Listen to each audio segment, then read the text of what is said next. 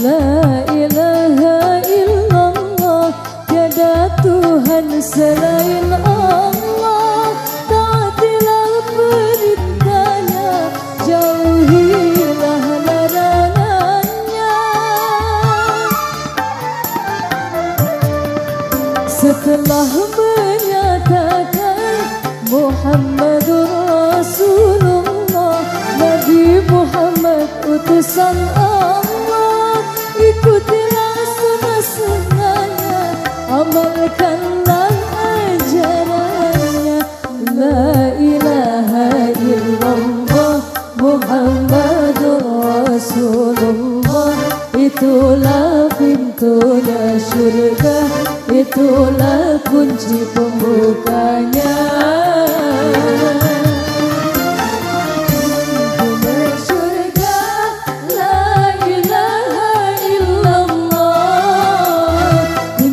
Pembukanya Muhammadur Rasulullah, teguhkan dalam hati dua kalimat suci, janganlah sampai goyah selama hidup sampai mati.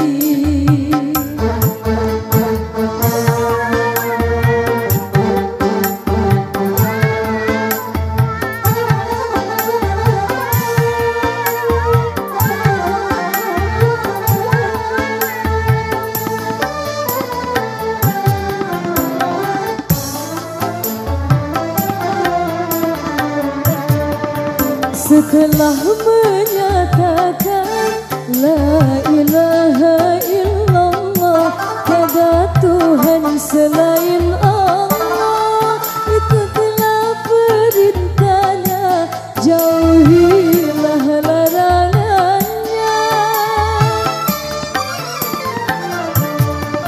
Setelah menyatakan Muhammadur Rasulullah, Nabi Muhammad utusan Allah, ikutilah sunnah-sunnahnya, amalkanlah ajarannya.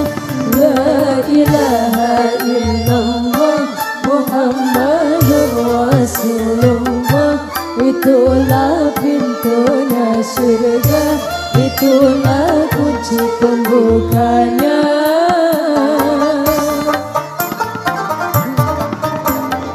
Pintunya syurga, la ilaha illallah, kunci pembukanya Muhammadur Rasulullah, teguhkan dalam hati